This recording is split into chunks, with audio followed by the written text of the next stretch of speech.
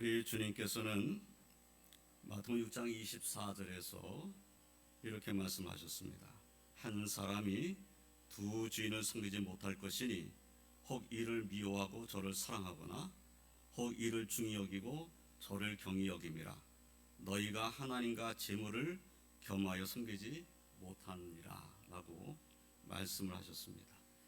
그러니까 주님께서 말씀하신 것은 하나님과 재물을 겸하여 섬길 수는 없다. 하나님을 주인으로 섬기는 삶을 사는 것이 마땅하다는 사실을 가르쳐 주시는 말씀이죠. 솔로몬은 잠언 3장 5절로 8절의 말씀에서 너는 마음을 다하여 여호와를 신뢰하고 내 명철을 의지하지 말라. 너는 범사의 그를 인정하라. 그리하면 내 길을 지도하시리라. 스스로 지혜롭게 여기지 말지어다. 여호와를 경외하며 악을 떠날지어다. 이것이 내 몸에 양약이 되어 내 골수를 윤택하게 하리라 라고 말씀하셨습니다. 여호와를 신뢰하라고, 여호와를 인정하라고, 그럼 하나님께서 길을 지도하실 것이라고 말씀하시는 거죠. 하나님의 말씀은 이와 같은데, 그런데 우리 주변에서는 하나님에 대한 신뢰와 섬김과 의지함은 전혀 없고 자신이 가지고 있다고 생각하는 힘, 그리고 실력과 능력, 지식과 경험을 의지하는 이들을 보게 됩니다. 재물과 권력을 의지하는 이들도 있고 하나님이 계시할 자리에 물질이나 다른 것을 올려놓고 사는 이들을 우리가 볼 수 있습니다. 가끔은 우리 자신도 지금 나의 모습이 하나님을 의지하기보다는 다른 것을 의지하는 것은 아닌가 하는 생각이 들 때가 있을 수 있습니다. 그러나 그런 생각이 들 때 우리 자신을 돌아보고 회개하며 하나님만을 의지하며 하나님 은혜 안에서 살고자 힘쓰는 저와 성도님이 다 되시기를 주님의 이름으로 축원드립니다. 이 시간에는 본문 말씀을 중심으로 하나님은 아십니다라는 점을 가지고 말씀을 함께 상고하면서 은혜를 나누고자 합니다. 첫째로 하나님께서는 마음이 하나님에서 떠난 사람을 아십니다. 본문 5절의 말씀을 보면 여호와께서 이와 같이 말씀하시니라. 무릇 사람을 믿으며 육신으로 그의 힘을 삼고 마음이 여호와에게서 떠난 그 사람은 저주를 받을 것이라. 마음이 여호와에게서 떠난 사람, 그 사람은 저주를 받는다라는 말씀입니다. 시편 146편 3절로 5절의 말씀을 보면 귀인들을 의지하지 말며 돌 힘이 없는 인생도 의지하지 말지니 그의 호흡이 끊어지면 흙으로 돌아가서 그날에 그의 생각이 소멸하리로다. 야곱의 하나님을 자기의 도움으로 삼으며 여호와 자기 하나님에게 자기의 소망을 두는 자는 복이 있도다 라고 말씀하십니다. 하나님의 택함을 받은 백성은 마땅히 하나님을 믿고 의지해야 됩니다. 어렵고 힘든 위기의 때에는 더욱더 하나님을 의지해야 됩니다. 그러나 그 마음이 여호와에게서 떠난 사람은 여호와 하나님을 의지할 때에 하나님을 의지하지 않고 다른 것을 의지합니다. 눈에 보이지 아니하는 하나님보다 눈에 보이는 뭔가를 의지하고 싶어지는 것이 인간의 마음인 것이죠. 그래서 물질을 의지하기도 하고 그 물질을 가진 사람을 믿고 의지하려고 하고 힘을 가진 사람을 의지하려고 하고 그래서 육신으로 그의 힘을 삼고자 하는 그런 모습이 된다는 겁니다. 유다 왕 아하스 때에 아람 왕과 이스라엘 왕이 유다를 치러 올라왔습니다.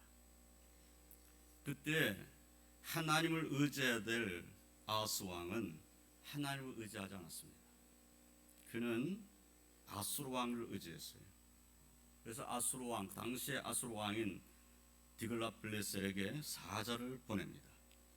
당시에 아하스 왕이 행한 일에 대해 열왕기하 16장 7절로 8절의 말씀을 보면은 아하스가 아수르 왕 디글랏빌레셀에게 사자를 보내 이르되 나는 왕의 신복이요 왕의 아들이라.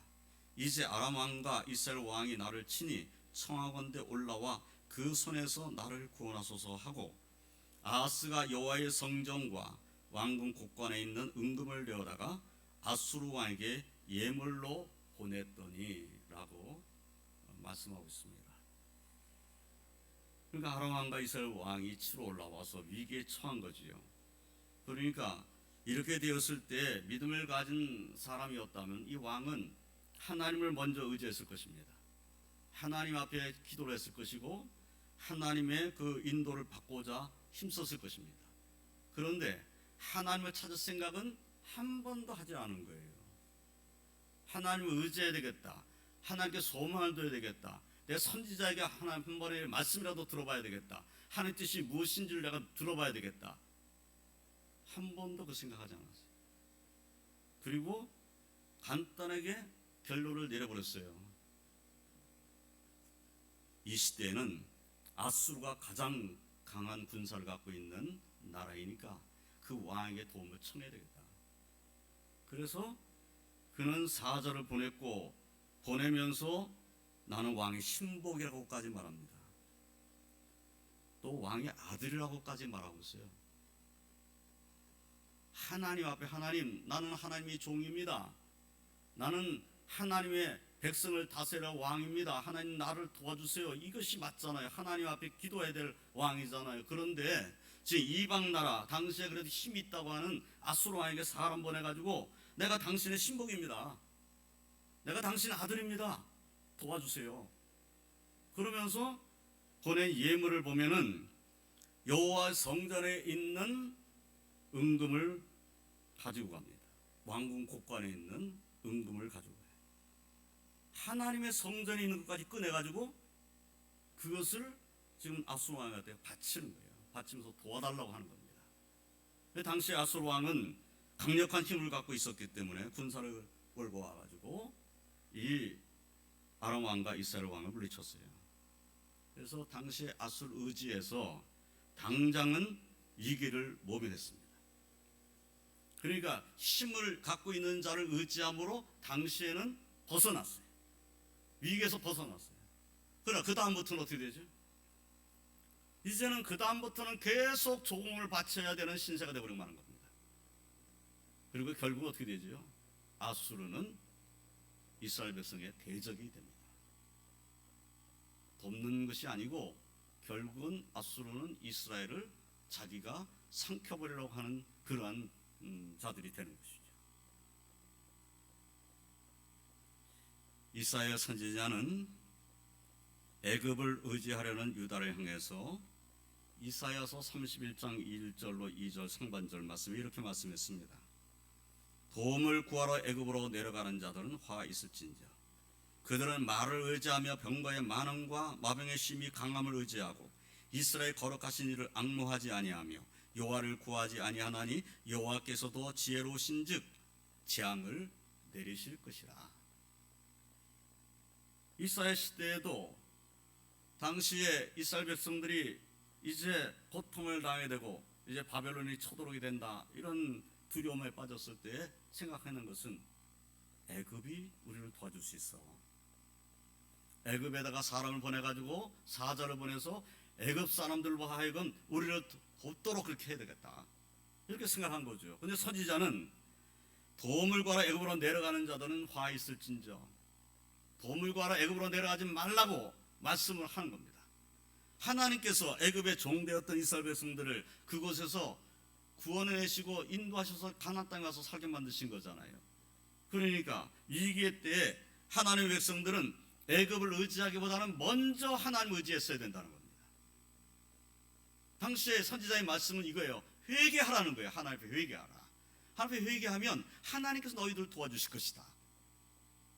회개하라는 말씀에 순종을 해야 되잖아요. 그런데 회개할 생각을 하지 아니하고 애굽의 도움을 청해서 애굽의 도움을 받으면 된다 이 생각을 하는 거죠. 그러나 애굽은 도와주지 못합니다. 결국은 남쪽 유다는 멸망을 당하게 되고 애굽도 바벨론에서 고통을 당하게 됩니다. 성도된 우리들도 하나님 믿고 의지해야 할 때에 하나님을 의지하지 않고 다른 누군가를 의지하는 어리석음을 범하지 않도록 하나님을 의지함으로 껴있어 기도하는 삶을 살아야 할 것입니다. 내가 정말 위기의 때다. 내가 정말 어려움에 처하게 되었다. 아무리 생각해봐도 이제 내 힘으로는 안 되겠다. 내가 누군가의 도움을 청해야 되겠다. 이런 생각이 들었을 때 제일 먼저 도움을 청해야 될 분은 하나님이시라는 거예요. 하나님을 먼저 생각해야 된다는 겁니다. 하나님을 먼저 찾고 하나님께 먼저 엎드리고 하나님께 먼저 아뢰고 하나님의 도움을 청하고자 간절히 기도해야 된다는 거죠. 그럼 하나님이 우리 기도에 응답하심으로 보낼 사람이 있다면 보내주실 것이고 길을 열어주실 길이 있다면 길을 열어주시겠죠. 그런 믿음을 가지고 우리는 기도해야 된다는 겁니다. 하나님을 찾는 것보다 먼저 눈에 보이는 누군가를 의지하려는 생각을 해서는 안 된다. 이것을 우리는 깨달아야겠습니다. 다른 사람을 바라보기 전에 하나님을 바라보며 의지하며 기도해요. 하나님의 인도하심을 받는 그러한 믿음의 삶을 사시기를 주님의 이름으로 축원드립니다. 본문 5절 하반절부터 6절의 말씀을 보면은 마음이 여호와에서 떠난 그 사람은 저주를 받을 것이라. 그는 사막의 떨기나무 같아서 좋은 일이 오는 것을 보지 못하고 광야 간조한 곳 건건한 땅 사람이 살지 않는 땅에 살리라 라고 말씀하십니다. 여호와를 떠나면 결국 저주를 받게 된다는 하나님의 경고의 말씀인 거죠. 이런 사람은 사막의 떨기나무 같다고 말씀하고 있습니다. 사막의 떨기나무, 사막에 살아있는 생물입니다. 식물이 사막에서 살아요. 그런데 그 떨기나무, 뿌리도 있고 생명력도 있습니다. 그런 사막에서 살고 있으니까 얼마나 대단한 거예요. 그런데 열매도 없고 사람에게는 아무 유익도 없습니다. 그냥 혼자 있는 거예요. 그냥 그 사막 가운데 그냥 서 있는 겁니다. 하나님을 떠난 사람은 바로 이 사막의 떨그나무 같다고 말씀을 하시는 거예요. 이러한 사람은 좋은 일이 오는 것을 보지 못한다고 말씀합니다. 즉 소망이 없다는 말씀하시는 것이죠. 그냥 사막에 그냥 서 있는 거예요. 이러한 사람은 사람이 거주하지 않는 땅에 살게 됩니다. 즉 쓸쓸하여 외롭고 기쁨이 없는 삶을 살게 된다 말씀을 하는 거죠. 우리가 잘 아는 예수님의 비유 말씀 가운데 누가복음 15장 11절로 32절의 말씀을 보면은 우리가 탕자의 비유다라고 알고 있는 그 비유의 말씀이 나옵니다. 또 어떤 분은 집을 나간 아들을 기다리는 아버지, 이렇게 비유의 내용을 그렇게 말씀하기도 합니다. 이 비유의 말씀이 나오는 둘째 아들은 아버지에게 자기의 분깃을 달라고 해서 그것을 가지고 아버지 곁을 떠납니다. 그가 아버지 곁을 떠날 때는 이제는 아버지 곁을 떠나서 이제 아버지의 간섭이 없는 곳으로 가버리게 된다. 그러면 자유를 내가 누리게 될 것이다. 이런 생각이 들겠죠. 또 이제 내가 아버지 곁을 떠나지만은 내가 가지고 있는 아버지께서 받은 이것을 가지고 내가 잘 살 수 있다. 계획을 세웠을 것이고 그리고 이것이 잘 되면 내가 자유로울 뿐만 아니라 평안하게 살 수 있을 것이다 라는 생각을 했을 것입니다.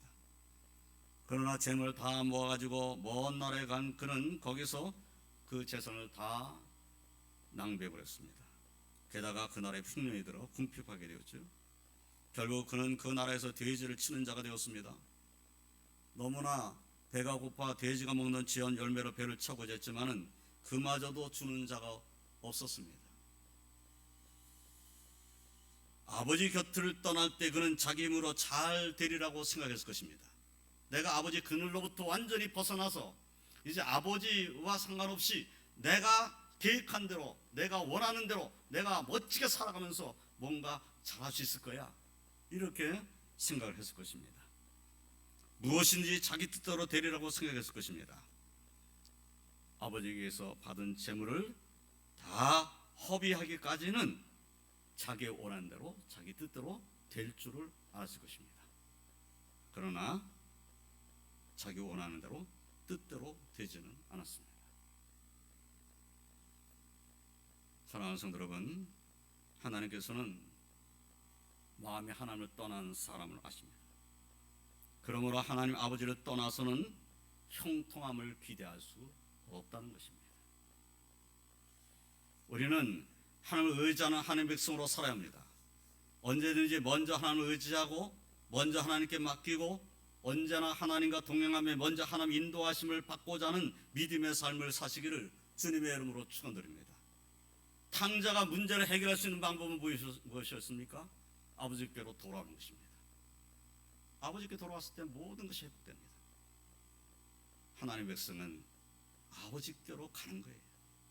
아버지를 의지하고 사는 것, 아버지께 소망을 두고 사는 것, 이것이 하나님의 백성, 하나님의 자녀의 삶이어야 한다 하는 것을 우리가 깨닫게 됩니다. 그런 믿음으로 승리하시기를 주님의 이름으로 축원드립니다. 두 번째로, 하나님은 하나님을 의지하며 의뢰하는 사람을 아십니다. 본문 7절로 8절의 말씀을 보면, 그러나 무릇 여호와를 의지하며 여호와를 의뢰하는 그 사람은 복을 받을 것이다. 그는 물가에 심어진 나무가 그 뿌리를 강변에 뻗치고 더위가 올지라도 두려워하지 아니하며 그 입이 청청하며 가문을 해도 걱정이 없고 결실이 그치지 아니함 같으리라 라고 말씀하십니다. 이 말씀은 시편 1편 1절로 3절 말씀을 생각나게 하죠. 거기는 사람은 악인들의 꾀를 따르지 아니하며 죄인들의 길에 서지 아니하며 오만한 자들의 자리에 앉지 아니하고 오직 여호와의 율법을 즐거워하여 그의 율법을 주야로 묵상하는도다. 그는 시냇가에 심은 나무가 철을 따라 열매를 맺으며 그 잎사이가 마르지 아니함 같으니 그가 하는 모든 일이 다 형통하리로다. 예, 시편 1편에 있는 말씀, 그 축복의 말씀이 오늘 읽은 본문 7절 8절의 말씀과 같은 축복의 말씀이라는 사실을 우리가 깨닫게 됩니다. 여호와를 의지하고 의뢰하며 그 말씀을 순종하는 자는 하나님께서 주시는 복을 받게 됩니다. 우리 하나님은 졸지도 아니하시고요, 주무시도 아니하시며 우리를 지키시고 인도하시는 주권자이시기 때문입니다. 시편 121편 1절로 8절 말씀을 보면, 내가 산을 향하여 눈을 들리라. 나의 도움이 어디서 올까? 나의 도움은 천지를 지으신 여호와에게서로다. 여호와께서 너를 실족하지 아니하게 하시며 너를 지키시니가 졸지 아니하시리로다. 이스라엘을 지키시는 졸지도 아니하시고 주무시지도 아니하시리로다. 여호와는 너를 지키시는 이시라. 여호와께서 내 오른쪽에 내 그늘이 되시나니 낮에 해가 너를 상하게 하지 아니하며 밤에 달도 너를 해치지 아니하리로다. 여호와께서 너를 지켜 모든 환난을 면하게 하시며 또 내 영혼을 지키시리로다. 여호와께서 너의 출입을 지금부터 영원까지 지키시리로다. 예, 이 찬송이 저와 성도님의 찬송이 되시기를 주님의 이름으로 축원드립니다. 과연 나의 도움은 누구로부터 오는가? 나의 도움은 하나님께로부터 오는구나. 그 하나님은 나를 지키시는 하나님이시구나. 나를 인도하시는 하나님이시구나. 나의 출입을 영원부터 영원까지 지키시는 하나님이시구나 라는 믿음을 가지고 또 하나님께 소망을 두는 삶을 사시기를 주님의 이름으로 축원드립니다. 시편 115편 9절로 15절 말씀을 보면, 이스라엘아 여호와를 의지하라. 그는 너의 도움이시여 너의 방패시로다. 아론의 집이여 여호와를 의지하라. 그는 너의 도움이시여 너의 방패시로다. 여호와를 경외하는 자들아 너희는 여호와를 의지하여라. 그는 너희의 도움이시여 너의 방패시로다. 여호와께서 우리를 생각하사 복을 주시되 이스라엘 집에도 복을 주시고 아론의 집에도 복을 주시며 높은 사람이나 낮은 사람을 막론하고 여호와를 경외하는 자들에게 복을 주시리로다. 여호와께서 너희를 곧 너희와 너희의 자손을 더 번창하게 하시기를 원하노라. 너희를 천지를 지으신 여호와께 복을 받는 자로다. 네. 하나님을 의지하는 사람은 하나님 앞에 복을 받는 사람이 되는 것입니다. 사랑하는 성도 여러분, 그런데 하나님을 의지하는 사람의 모습은 겸손합니다. 또는 하나님을 의지하는 믿음의 사람은 담대합니다. 하나님의 인도하심과 도움을 확신하기 때문인 것이죠. 하나님께서 하나님을 의지하며 의뢰하는 사람을 아십니다. 그러므로 그러한 사람은 마침내 하나님께 축복을 받게 될 것입니다. 저와 성도님들은 하나님을 의지하며 의뢰함으로 이러한 축복 가운데 사시기를 주님의 이름으로 축원드립니다. 이제 말씀을 정리하겠습니다. 본문 9절로 11절의 말씀을 보면 만물보다 거짓되고 심히 부패한 것은 마음이라. 누가 능히 이를 알리오마는 나 여호와는 심장을 살피며 폐부를 시험하고 각각 그 행위와 그의 행실대로 보응하나니 불의로 치부하는 자는 자고새가 낫지 아니하나를 품은 같아서 그의 중년에 그것이 떠나겠고 마침내 어리석은 자가 되리라 라고 말씀하고 있습니다. 만물보다 거짓되고 심히 부패한 것은 마음이다. 근데 이것을 누가 알겠는가? 그런데 하나님은 아신다고 말씀하고 계시죠. 그래서 하나님께서는 그 행위대로 그 행실대로 보응하시는 하나님이시란 겁니다. 그래서 불의로 치부하는 자, 불의를 행해서 불을 누리게 된 자, 그 자는 지금은 당장은 뭔가 누리는 것 같으지만은 자고새가 자기가 낳지 아니할 알들을 품은 것 같아가지고 시간이 지나면 그 품에 안았던 그 알들이 깨고 이제 거기에서 나온 새끼들은 다 자기 품을 떠나버리고 남는 것이 없다는 거예요. 이와 같이 될 것이라는 겁니다. 결국 하나님의 심판 가운데 있게 되고 그가 누렸던 모든 것은 그를 떠나게 될 것이다. 그래서 결국 어리석은 자가 될 것이다 라고 경고하시는 거지. 다윗은 시편 139편 1절로 4절에서 여호와여 주께서 나를 살펴보셨으므로 나를 아시나이다. 주께서 내가 앉고 일어섬을 아시고 멀리서도 나의 생각을 밝게 하시오며 나의 모든 길과 내가 눕는 것을 살펴보셨으므로 나의 모든 행위를 익히 아시오니 여호와여 내 혀의 말을 알지 못하시는 것이 하나도 없으시니이다 라고 말씀하십니다. 예, 다윗은 하나님께서 자신의 모든 것을 알고 계시다라고 지금 믿음의 고백을 하고 있는 것이죠. 그렇습니다. 하나님 우리의 모든 것을 아십니다. 만물보다 거짓되고 심히 부패한 인간의 마음을 아십니다. 그러므로 우리가 사람을 믿음의 육신의 힘을 삼고 마음이 하나님에게서 떠난 사람인지 하나님을 진심으로 의지하며 의뢰하는 사람인지 하나님은 아십니다. 하나님 내 마음 중심까지 다 꿰뚫어 보고 계시니까 내가 어떤 사람인지를 아신다는 겁니다. 하나님께서 우리를 아실 뿐만 아니라 은혜와 축복으로 하나님의 택함을 받은 백성은 우리의 삶에 채워주시기를 기뻐하시는 하나님이십니다. 하나님 우리를 아신다는 것은 하나님께서 우리에게는 축복인 거지. 내가 진심으로 내가 정말 하나님을 의지하는 믿음으로 산다는 것을 주님은 아실 테니까. 사람들은 모를 수 있습니다. 사람들은 내 외모를 보고 판단할 수 있습니다.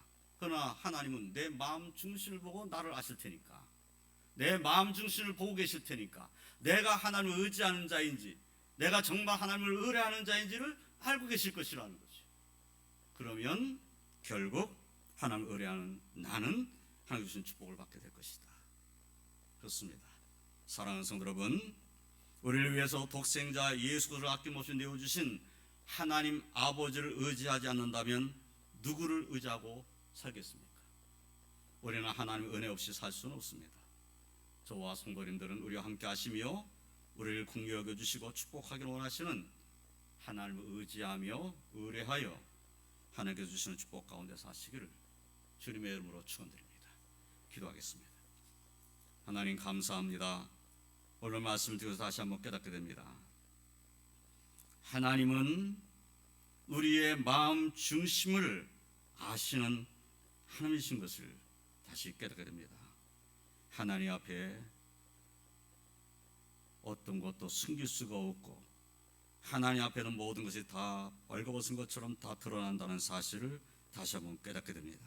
하나님, 저희는 연약하고 부족하지만은 그래도 하나님만을 의지하는 믿음으로 살기로 하는 마음 중심을 보시옵소서. 하나님보다 더 다른 것을 의지하지 아니하고 하나님께 먼저 소망을 두고 하나님을 먼저 의지하며 하나님 앞에 간구하고 하나님께 맡기며 하나님의 능력을 힘있기를 원하는 저희들의 마음 중심을 주님 받아주시고 은혜 가운데로 인도하여 주시옵소서. 그래서 우리의 삶에 하나님을 의지하는 자에게 주시는 은혜와 축복이 가득하게 하여 주심으로 우리의 삶은 찬송으로 가득한 복된 삶이 되게 하여 주시옵소서. 주께서 저희들의 삶을 주관하시며 인도하여 주실 줄을 믿습니다. 예수님의 이름으로 기도드리옵나이다. 아멘.